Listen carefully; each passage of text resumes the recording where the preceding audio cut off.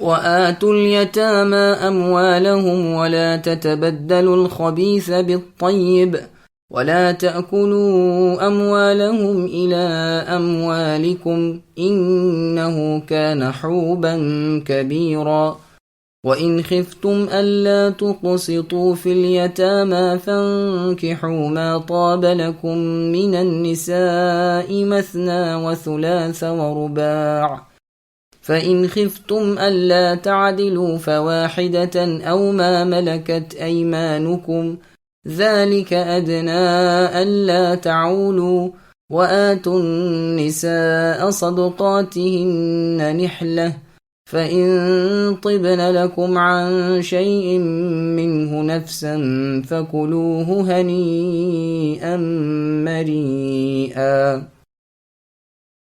یتیموں کو ان کے مال دے دیا کرو، پاک اور حلال چیز کے بدلے ناپاک اور حرام چیز نہ لو۔ اپنے مالوں کے ساتھ ان کے مال ملا کر کھا نہ جاؤ، بے شک یہ بہت بڑا گناہ ہے۔ اگر تمہیں ڈر ہو کہ یتیم لڑکیوں سے نکاح کر کے تم انصاف نہ رکھ سکو گے تو اور عورتوں میں سے جو بھی تمہیں اچھی لگیں تم ان سے نکاح کر لو، 2-2، 3-3، 4-4 سے، لیکن اگر تمہیں برابری نہ کر سکنے کا خوف ہو تو ایک ہی بس ہے، یا تمہاری ملکیت کی لونڈی ہی۔ ممکن ہے کہ ایسا کرنے سے ناانصافی اور ایک طرف جھک پڑنے سے بچ جاؤ۔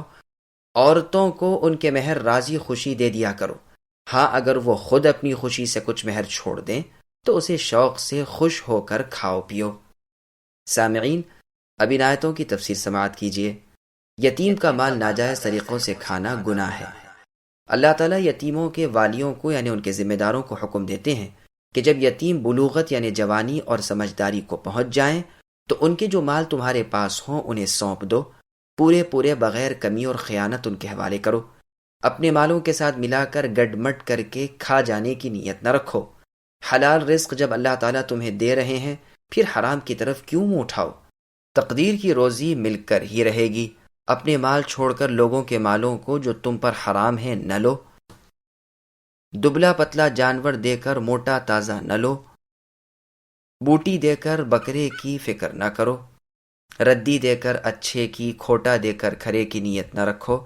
پہلے لوگ ایسا کر لیا کرتے تھے کہ یتیموں کی بکریوں کے ریوڑ میں سے عمدہ بکری لے لی اور اپنی دبلی پتلی بکری دے کر گنتی پوری کر دی۔ کھوٹا درہم اس کے مال میں ڈال کر کھرا نکال لیا اور پھر سمجھ لیا کہ ہم نے تو بکری کے بدلے بکری اور درہم کے بدلے درہم لیا ہے۔ ان کے مالوں میں اپنا مال خلط ملط کر کے پھر یہ حیلہ کر کے کہ اب امتیاز کیا ہے، ان کے مال تلف نہ کرو، یہ بڑا گناہ ہے۔ یتیم لڑکیوں سے نکاح کا مسئلہ۔ پھر آگے اللہ فرماتے ہیں کہ تمہاری پرورش میں کوئی یتیم لڑکی ہو اور تم اس سے نکاح کرنا چاہتے ہو، لیکن چونکہ اس کا کوئی اور نہیں اس لیے تم ایسا نہ کرو کہ مہر اور حقوق میں کمی کر کے اسے اپنے گھر ڈال لو۔ اس سے باز رہو، اور عورتیں بہت ہیں، جس سے چاہو نکاح کر لو۔ عائشہ صدیقہ رضی اللہ عنہ فرماتی ہیں ایک یتیم لڑکی تھی جس کے پاس مال بھی تھا اور باغ بھی، جس کی پرورش میں وہ تھی۔ اس نے صرف اس مال کے لالچ میں بغیر اس کو پورا مہر وغیرہ مقرر کرنے کے اس سے نکاح کر لیا، جس پر یہ آیت اتری۔ میرا خیال ہے کہ اس باغ اور مال میں یہ لڑکی حصے دار تھی۔ صحیح بخاری شریف میں ہے کہ عروہ بن زبیر رحمہ اللہ نے عائشہ رضی اللہ عنہا سے اس آیت کا مطلب پوچھا تو آپ رضی اللہ عنہ نے فرمایا، بھانجے، یہ ذکر اس یتیمہ لڑکی کا ہے جو اپنے ولی کے قبضے میں ہے، اس کے مال میں شریک ہے اور اسے اس کا مال و جمال اچھا لگتا ہے، چاہتا ہے کہ یہ اس سے نکاح کر لے، لیکن جو مہر وغیرہ اور جگہ سے اسے ملتا ہے اتنا یہ نہیں دیتا، تو اسے منع ہو رہا ہے کہ پھر یہ اس کی نیت چھوڑ دے اور دوسری عورت سے جس سے چاہے اپنا نکاح کر لے۔ پھر اس کے بعد لوگوں نے رسول اللہ صلی اللہ علیہ وسلم سے اسی کی بابت دریافت کیا اور آیت وَيَسْتَفْتُونَكَ فِي النِّسَاءِ نازل ہوئی۔ وہاں فرمایا گیا ہے کہ جب یتیم لڑکی کم مال والی اور کم جمال والی ہوتی ہے اس وقت تو اس کے والی اس سے بے رغبتی کرتے ہیں، پھر کوئی وجہ نہیں کہ مال و جمال پر مائل ہو کر اس کے پورے حقوق ادا نہ کر کے اس سے اپنا نکاح کر لیں۔ ہاں عدل و انصاف سے پورا مہر وغیرہ مقرر کریں تو کوئی حرج نہیں، ورنہ پھر عورتوں کی کمی نہیں اور کسی سے جس سے چاہیں اپنا نکاح کر لیں۔ ایک وقت میں 4 عورتوں سے نکاح کی مردوں کو اجازت، اگر چاہیں 2 عورتیں اپنے نکاح میں رکھیں اگر چاہیں 3 رکھیں، اگر چاہیں 4 یعنی 2 3 4۔ جیسے اور جگہ بھی یہ الفاظ انہی معنی میں ہے۔ اللہ فرماتے ہیں جاعل الملائکۃ رسلا اولی اجنحۃ مثنی وثلاث ورباع، یعنی جن فرشتوں کو اللہ تعالیٰ اپنا قاصد بنا کر بھیجتے ہیں ان میں سے بعض 2 پروں والے ہیں، بعض 3 پروں والے، بعض 4 پروں والے۔ فرشتوں میں اس سے زیادہ پر والے فرشتے بھی ہیں کیونکہ دلیل سے یہ ثابت شدہ ہے، لیکن مرد کو ایک وقت میں 4 سے زیادہ بیویوں کا جمع کرنا منع ہے، جیسے کہ اس آیت میں موجود ہے اور جیسے کہ ابن عباس رضی اللہ عنہما اور جمہور کا قول ہے۔ یہاں اللہ تعالیٰ اپنے احسان و انعام بیان فرما رہے ہیں، پس اگر 4 سے زیادہ کی اجازت دینی منظور ہوتی تو ضرور فرما دیا جاتا۔ امام شافعی رحمہ اللہ فرماتے ہیں حدیث جو قرآن کی وضاحت کرنے والی ہے اس نے بتلا دیا کہ سوائے رسول اللہ صلی اللہ علیہ وسلم کے کسی کے لیے 4 سے زیادہ بیویوں کا بیک وقت جمع کرنا جائز نہیں۔ اسی پر علماء کرام کا اجماع ہے، البتہ بعض شیعہ کا قول ہے کہ 9 تک جمع کرنا جائز ہے، بلکہ بعض شیعہ نے تو کہا ہے کہ 9 سے بھی زیادہ جمع کر لینے میں کوئی حرج نہیں، کوئی تعداد مقرر ہی نہیں۔ ان کا استدلال ایک تو رسول اللہ کے فعل سے ہے، جیسا کہ صحیح حدیث میں آ چکا ہے کہ رسول اللہ کی 9 بیویاں تھیں، اور بخاری شریف کی معلق حدیث کے بعض راویوں نے 11 کہا ہے۔ انس رضی اللہ عنہ سے مروی ہے کہ رسول اللہ نے 15 بیویوں سے عقد کیا یعنی نکاح، 13 کی رخصتی ہوئی، ایک وقت میں 11 بیویاں رسول اللہ کے پاس تھیں۔ انتقال کے وقت رسول اللہ کی 9 بیویاں تھیں۔ ہمارے علماء کرام رحمۃ اللہ علیہم اس کے جواب میں فرماتے ہیں کہ یہ رسول اللہ کی خصوصیت تھی، امتی کو ایک وقت میں 4 سے زیادہ پاس رکھنے کی اجازت نہیں، جیسے کہ یہ حدیثیں اس امر پر دلالت کرتی ہیں۔ غیلان ابن سلمہ ثقفی رضی اللہ عنہ جب مسلمان ہوتے ہیں تو ان کے پاس ان کی 10 بیویاں ہوتی ہیں۔ رسول اللہ ارشاد فرماتے ہیں کہ ان میں سے جنہیں چاہو 4 رکھ لو، باقی کو چھوڑ دو، چنانچہ انہوں نے ایسا ہی کیا۔ پھر عمر رضی اللہ عنہ کی خلافت کے زمانے میں اپنی ان بیویوں کو بھی طلاق دے دی اور اپنے لڑکوں کو اپنا مال بانٹ دیا۔ عمر رضی اللہ عنہ کو جب یہ معلوم ہوا تو آپ نے فرمایا شاید تیرے شیطان نے بات اچک لی اور تیرے دل میں یہ خیال جما دیا کہ تو عن قریب مرنے والا ہے، اس لیے اپنی بیویوں کو تو نے الگ کر دیا کہ وہ تیرا مال نہ پائیں، اور اپنا مال اپنی اولاد میں تقسیم کر دیا۔ میں تجھے حکم دیتا ہوں کہ اپنی بیویوں سے رجوع کر لے اور اپنی اولاد سے مال واپس لے لے، اگر تو نے ایسا نہ کیا تو میں تیرے بعد تیری ان مطلقہ بیویوں کو بھی تیرا وارث بناؤں گا، کیونکہ تو نے انہیں اسی ڈر سے طلاق دی ہے، اور معلوم ہوتا ہے کہ تیری زندگی بھی اب قریب الختم ہے، اور اگر تو نے میری بات نہ مانی تو یاد رکھ میں حکم دوں گا کہ لوگ تیری قبر پر پتھر پھینکیں جیسے کہ ابو رغال کی قبر پر پتھر پھینکے جاتے ہیں۔ یہ روایت مسند احمد، مسند شافعی، سنن ترمذی، سنن ابن ماجہ، سنن دارقطنی، سنن بیہقی وغیرہ میں موجود ہے۔ مرفوع حدیث تک تو ان سب کتابوں میں ہے۔ ہاں عمر رضی اللہ عنہ والا واقعہ صرف مسند احمد میں ہے، لیکن یہ زیادتی حسن ہے، اگرچہ امام بخاری رحمہ اللہ نے اسے ضعیف کہا ہے اور اس کی اسناد کا دوسرا طریق بتا کر اس طریقے کو غیر محفوظ کہا ہے، مگر اس تعلیل میں بھی نظر ہے، واللہ اعلم۔ اور بزرگ محدثین نے بھی اس پر کلام کیا ہے، لیکن مسند احمد والی حدیث کے تمام راوی ثقہ ہیں اور شرط شیخین پر ہیں۔ دارقطنی اور بیہقی کی روایت میں ہے کہ یہ 10 عورتیں بھی اپنے خاوند کے ساتھ مسلمان ہوئی تھیں۔ اس حدیث سے صاف ظاہر ہو گیا کہ اگر 4 سے زیادہ کا ایک وقت میں نکاح میں رکھنا جائز ہوتا تو رسول اللہ ان سے یہ نہ فرماتے کہ اپنی ان 10 بیویوں میں سے 4 کو جنہیں تم چاہو روک لو، باقی کو چھوڑ دو، کیونکہ یہ سب بھی اسلام لا چکی تھیں۔ یہاں یہ بات بھی خیال میں رکھنی چاہیے کہ ثقفی کے ہاں تو یہ 10 عورتیں موجود تھیں، اس پر بھی رسول اللہ صلی اللہ علیہ وسلم نے 6 علیحدہ کرا دیں، پھر بھلا کیسے ہو سکتا ہے کہ کوئی شخص نئے سرے سے 4 سے زیادہ جمع کرے؟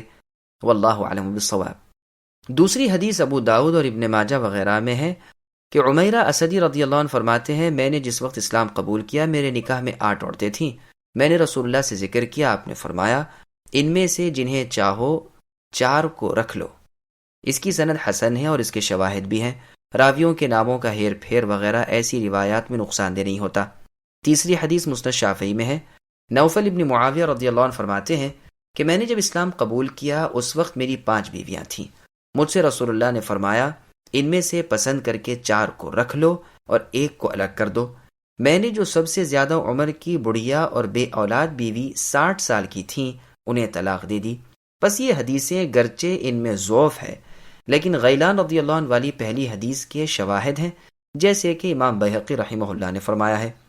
پھر آگے اللہ فرماتے ہیں، ہاں اگر ایک سے زیادہ بیویوں میں عدل و انصاف نہ ہو سکنے کا خوف ہو تو صرف ایک ہی پر اکتفا کرو یا لونڈیوں ہی پر، جیسے اور جگہ ہے وَلَن تَسْتَطِيعُوا أَن تَعْدِلُوا بَيْنَ النِّسَاءِ وَلَوْ حَرَصْتُمْ، یعنی مسلمانوں گو تم چاہو لیکن تم سے نہ ہو سکے گا کہ عورتوں کے درمیان یعنی اپنی بیویوں کے پوری طرح عدل و انصاف کو قائم رکھ سکو، بس بالکل ایک ہی طرف جھک کر دوسری کو مصیبت میں نہ ڈال دو۔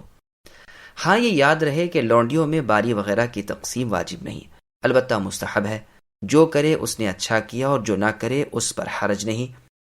اس کے بعد کے جملے کا مطلب بعضوں نے تو کہا ہے کہ یہ قریب ہے اس کے کہ تمہاری عیال یعنی فقیری زیادہ نہ ہو، جیسے اور جگہ ہے وَإِنْ خِفْتُمْ عَيْلَةً، یعنی اگر تمہیں فقر یعنی فقیری کا ڈر ہو۔ عربی شاعر کہتا ہے فَمَا يَدْرِ الْفَقِيرُ مَتَى غِنَاهُ وَمَا يَدْرِ الْغَنِيُّ مَتَى يَعِيلُ، یعنی فقیر نہیں جانتا کہ کب امیر ہو جائے گا اور امیر کو معلوم نہیں کہ کب فقیر بن جائے گا۔